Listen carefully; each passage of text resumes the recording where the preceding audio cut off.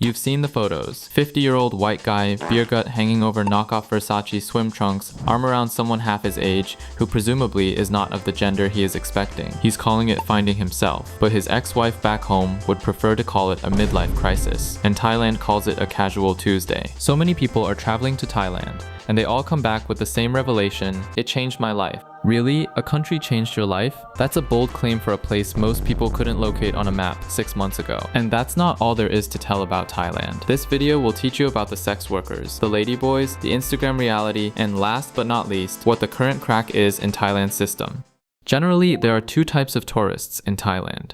The first one is the girl going through her spiritual journey. You follow her on Instagram but are considering unfollowing every day. Her comment section is full of comments about how pure Thailand is, and I need this energy in my life. At 2 a.m., the other tourist is on Walking Street in Pattaya. Neon signs advertise massage parlors with very specific services. Old Western men walk hand in hand with Thai women young enough to be their granddaughters. The bars have poles. The streets smell like beer and desperation. When they post their Thailand photos, tourists carefully frame out the contradictions. The country has mastered being everything to everyone. Most nations pick an identity and stick with it. Switzerland is banking and chocolate. Japan is technology and tradition. France is wine and arrogance. Thailand looked at that and thought, why should we exclude people? So they built an economy around contradiction, and it worked spectacularly, at least until recently. Among Asian American communities, Thai Americans have one of the highest white male-Asian female relationship ratios, with around 74% and 26% the other way around. The demographics don't lie because this pattern is visible. The situation isn't just black and white or simply good or bad, because genuine relationships exist. Yes, really. Plenty of Western men meet Thai women through work, through extended travel, through shared interests. They fall in love, build lives together, and get married. Divorce rates for WMF couples are actually lower than white couples, statistically. But Thailand's income inequality is massive. The average Thai person makes about $12,000 a year. People from rural areas, especially the northeast region called Isan, make significantly less. For a woman from Isan working in Bangkok, dating a Western man with dollars or euros represents genuine economic mobility. Not just for her, but for her entire family. That's before they know they can join the Rice Degree family, and you can too. Just click subscribe. So is it love or just survival instinct? Can it be both simultaneously? Absolutely, and this is what breaks Western brains. Western tourists want relationships to be either pure love or pure transaction, so they can judge accordingly. Romance or prostitution, good or bad. Reality exists in the gray area where someone can genuinely care about another person and appreciate the financial security that their relationship provides. Both things can be true at once. Someone can develop real feelings for a person who also represents escape from poverty. However, there are also those that don't care about feelings at all. They just visit Thailand for sex. Thailand's sex industry generates $6.4 billion annually. Despite prostitution technically being illegal, it's everywhere and everyone knows it. An estimated 250 to 300,000 people work in sex-related industries. Many are trafficked and are there because poverty left them with no other options. That old white guy with the young Thai girlfriend, he probably says things like, "She really likes me.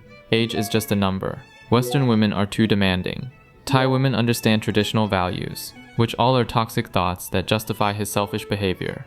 Most Thai women working in tourist bars would choose literally any other job if the economics would give them the opportunity. When you can make more in one night by sleeping with tourists than in a whole month at a factory, poverty makes the choice for you.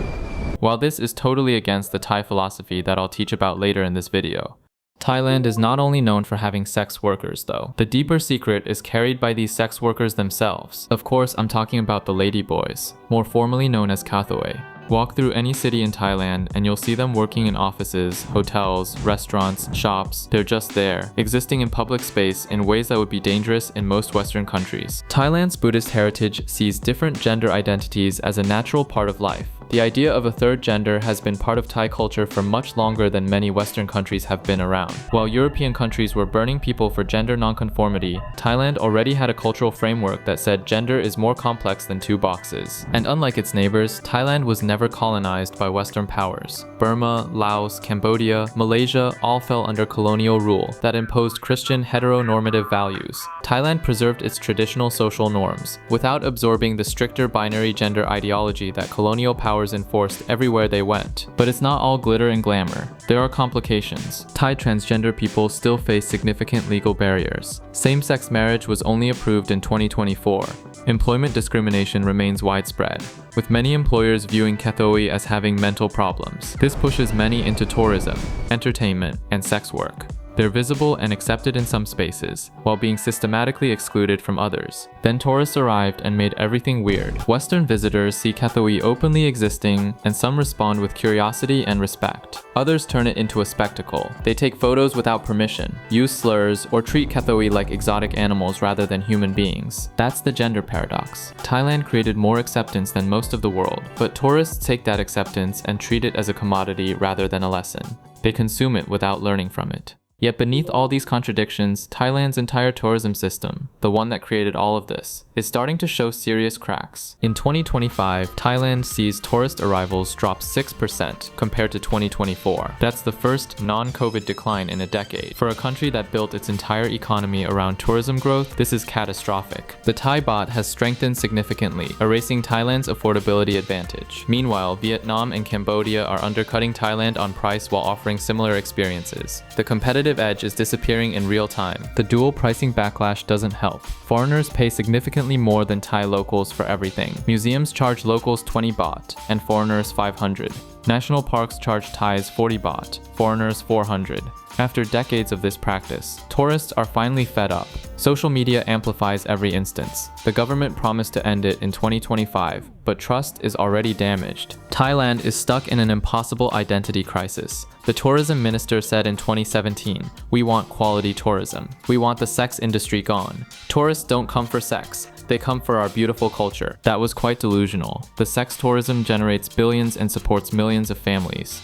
Thailand wants to rebrand as a luxury destination attracting high-spending tourists instead of masses of backpackers. Thailand is trapped by its own success. They need tourism money, but resent what attracting it requires. They want respect, but built an economy around giving people whatever they want. They desire quality, but optimized for quantity. Let's rewind to the 1960s. The Vietnam War is raging. American soldiers are stationed across Southeast Asia, dealing with combat stress, jungle heat, and the constant threat of death.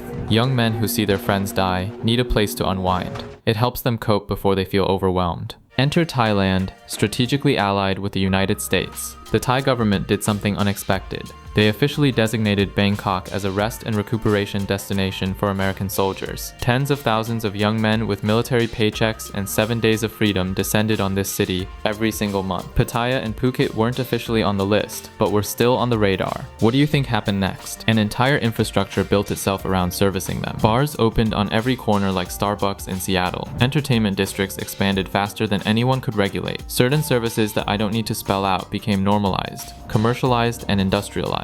The money was just too good. Between 1966 and 1967, military personnel on R&R accounted for 11 to 16% of all visitors to Thailand. They spent anywhere from $6.8 to $10.8 million annually, which represented about a fifth of total visitor expenditure. The spending per soldier was double that of regular tourists. Compared to your average backpacker, these men came with government paychecks and nothing to lose. Hotels sprang up specifically to serve this crowd. Phetchaburi Road in Bangkok, nicknamed the American Strip, grew out of swamp rice fields and fruit orchards almost overnight. Entire neighborhoods transformed. Pattaya went from a fishing village to a sin city in less than 5 years. Then, 1975 happened. The war ended and all soldiers left. Thailand just lost its customer base overnight and thought, what if we just kept going? What if we marketed this to everyone? After the war ended, Thailand faced a choice: shut down the infrastructure or double down. They chose option 3. Rebrand everything. The Amazing Thailand campaign promoted temples, cuisine, natural beauty, and warm hospitality.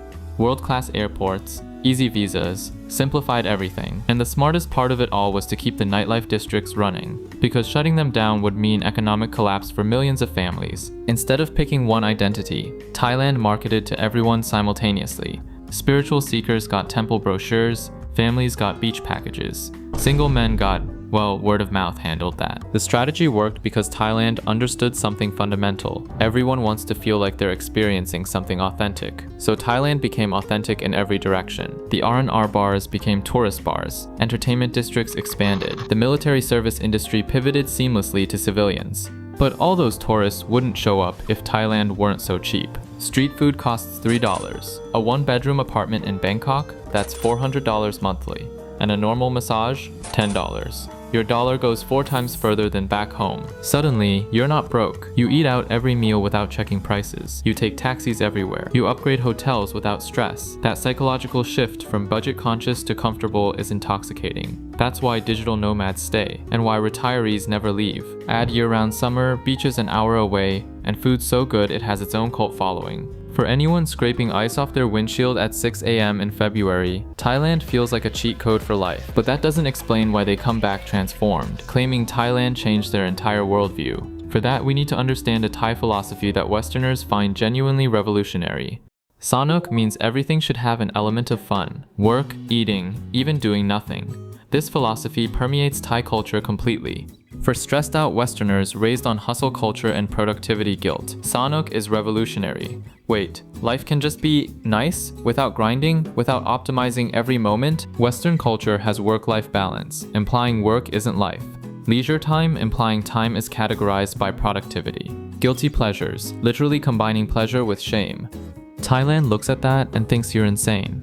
This philosophical clash is why Western tourists have extreme reactions. They arrive burned out, performing productivity even on vacation. Then they encounter a culture where the default setting is make it pleasant. For someone who's always thought that suffering means virtue, Thailand's Sanuk philosophy is a shock.